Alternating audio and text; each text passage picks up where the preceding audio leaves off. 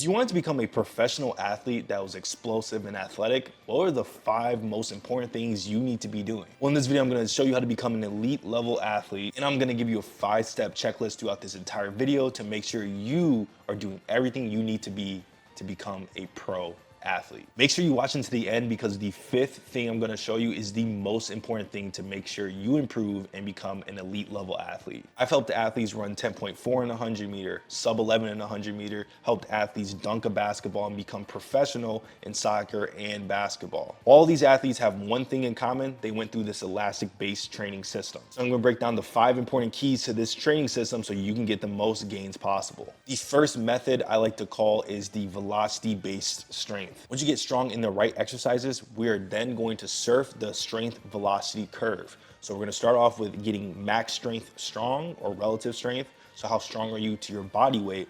And then we're going to turn that into power. How fast can you lift this barbell in 0.6 seconds? And then we're going to go even faster than that and take away the lift and turn it into a plyometric at the end of it. So an example progression I would use in my elastic-based training system that I use in my Just Jump program or the Speed Academy would be something like a single leg squat. First, you would start off with dumbbells or a barbell and build a lot of relative strength in there. I'll give you the strength standards at the end of this, but you want to get strong in it.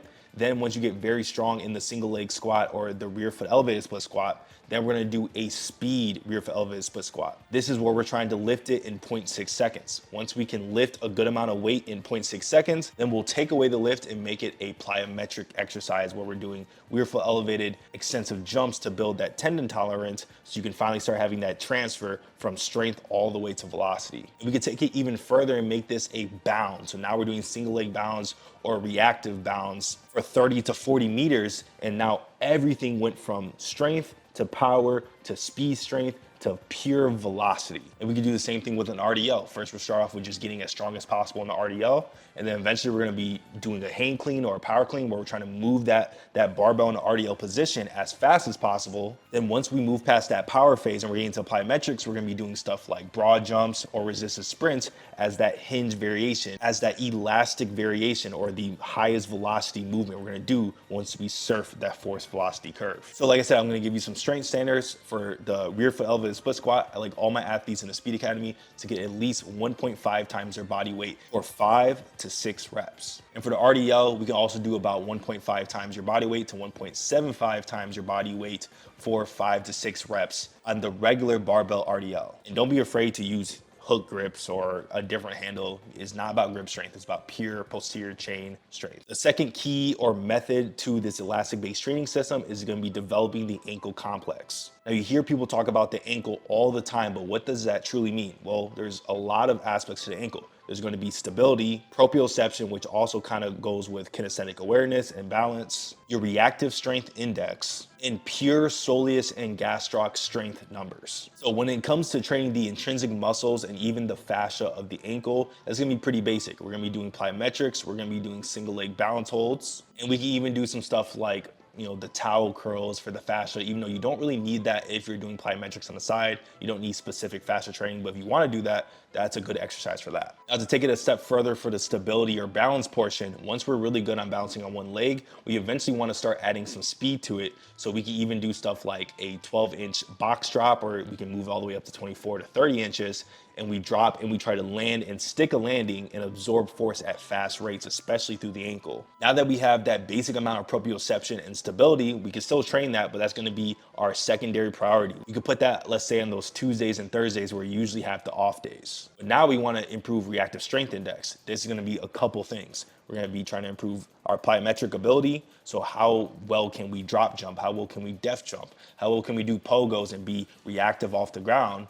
And then we also have to do it with the strength portion of this. That's going to be coming from stuff like single leg calf raises and even seated calf raises. Or we're usually pushing for higher rep because we want to do 8 to 12 reps to build a little more hypertrophy so we can build the foundation and the muscle around the lower limb complex to improve the reactive strength index. I have a video somewhere here, hopefully in this top right corner, about the reactive strength index, how to test it, and what's the best markers. I'm not gonna talk about in this video, but you can watch this video right here to learn about the reactive strength index. But in terms of standards for reactive strength index, or RSI score, we usually want about 3.0 minimum for all athletes who are trying to run fast or jump higher. And if you want a full free workout to improve your reactive strength index and also the right exercises with reps and sets to improve your strength optimally, then you should try out the Speed Academy free workout. It'll be in the description or the pinned comment. It's completely free. It'll help improve your sprint speed in the next 7 to 14 days, and you could just repeat it multiple times until you feel like you have the right amount of sprint improvement needed. So make sure you click the description or the pinned comment to get your free workout in the next 2 minutes. The third aspect to the elastic-based training system is going to be eating like a grown-ass adult. I don't want you guys to skip this. This is the most important thing, honestly, is recovery and nutrition. So let's cover the most important factors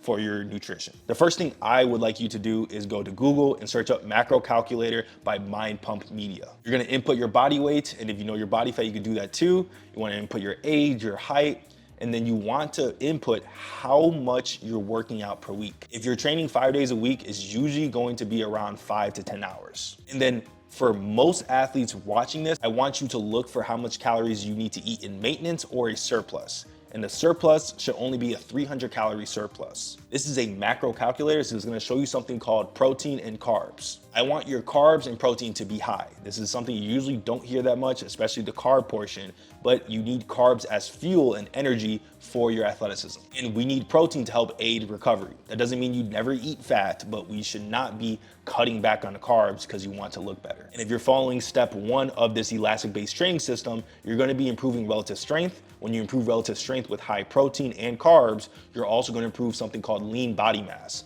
That is going to help you look better and lower your body fat percentage. Your body weight does not matter. And then when it comes to what type of carbs and proteins and fats should I be eating, try to do whole foods, right? Look at what whole foods you like, what food you can cook, what food you like to eat, what food you don't like to eat. Find the ones you like to eat and eat it. But if you have to go out for fast food here and there, look up the nutrition facts of every single thing you're eating and try to calculate and measure out all the foods that you're gonna be consuming.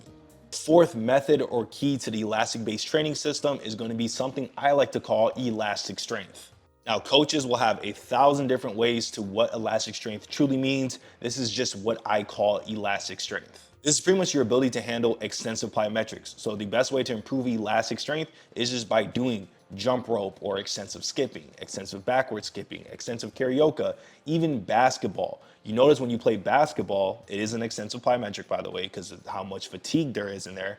You're usually pretty sore in the right areas, the fascia, the tendon, the calf, even your glutes. That's a good thing because you need that extensive tendon tolerance for you to be elastic off the ground. And elastic energy is free. This is one of the most important things for your athleticism. So we're gonna keep trying to improve elasticity by first raising the threshold of elastic strength. So like I said earlier, you could do those exercises, but my favorite 2 is going to be extensive skipping because it's very similar to 1-foot jumping.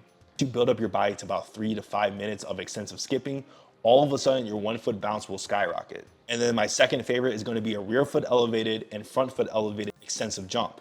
This is where you just have a plate or 2 plates about 4 to 8 inches off the ground, and you're just doing an extensive jump where your knee is pushing forward and back. And then you're also doing another one where your back foot is on the plate and then you're jumping on one leg.